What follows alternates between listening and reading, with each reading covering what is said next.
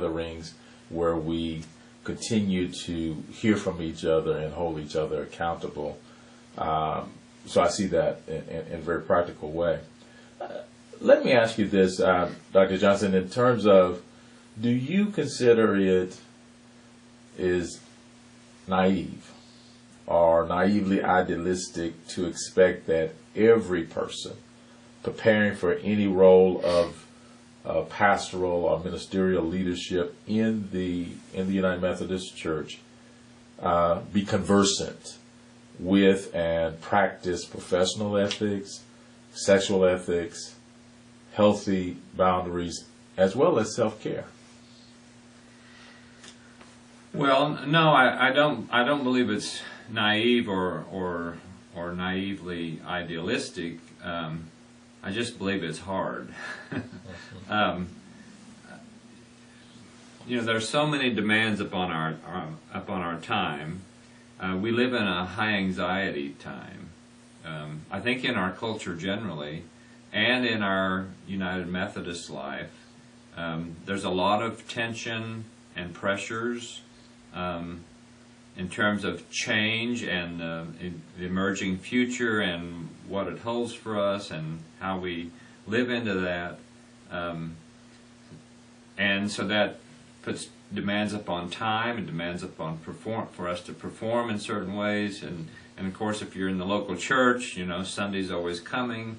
And so to take out time, not just time, but also to give our minds to learning and growing, to give ourselves to spiritual formation, to the disciplines of that, and then to do that on a regular basis. Like some of what I've already said, but it's balancing those two things can be difficult, and sometimes we just go on, depending on how we're kind of constructed internally, we go on with the work, the task, instead of attending to the learning and being formed as a person who is strong and capable of being ethical in the deepest and broadest kinds of ways. I see. And also, I'm aware, as you have alluded to, the fact that there are some things that are required. I know that since I've been a part of the conference, and I'm pretty sure that every conference across the connection has some type of way in which they are asking their clergy to participate in ongoing training. For instance, I think every 4 years or so we have to go through, even though we've been through the clergy ethics and sexual boundaries course, we have to do it again. So just making sure that we put those issues and concerns before clergy on a regular basis, not assuming that everybody has it or understand it. That seems to be quite helpful. We're getting close to the end of our time together, but before we end, I do want to ask a question as it relates to why is it important that churches and clergy practice moral leadership and ethical excellence in the future? And if you could talk about that, especially as it relates to our prophetic witness. Yeah, well, if we ask that question, why is it important, especially in light of our prophetic witness? We undercut our authority. That we undercut the authority that's given to us.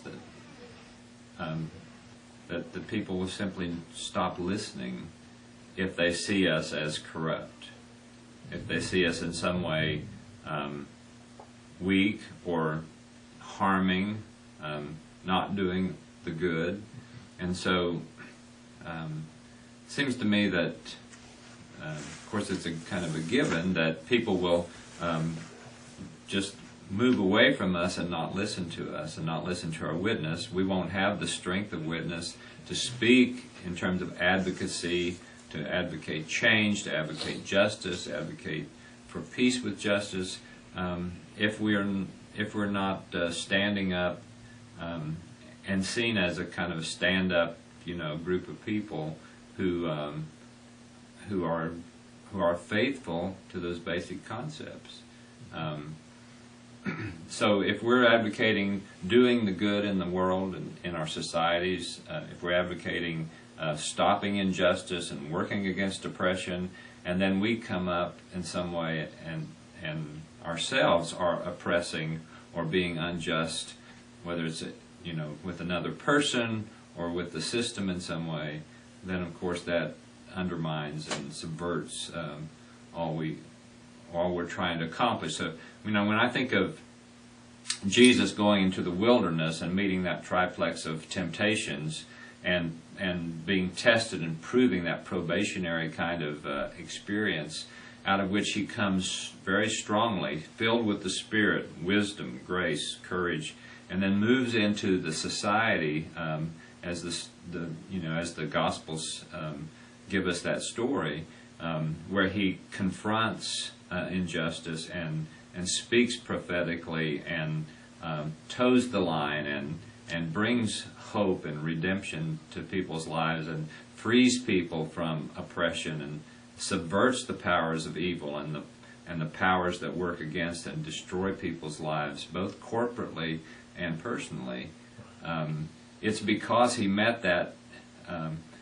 He was tested in those temptations and overcame those, that he proved that mettle in his life, that he was ready to meet that. And so to me, to follow that, to be practitioners of the way of Jesus and to try to shape our society in a way that reflects that prophetic witness means that we must also continually meet those temptations and overcome them and show that we have the strength to step up and be people of strong ethics. I think that story says that to me. Let me just give you opportunity to share the last word as it relates to any concern and our hopes for the future as it relates to the moral state of what you see among clergy in the 21st century church.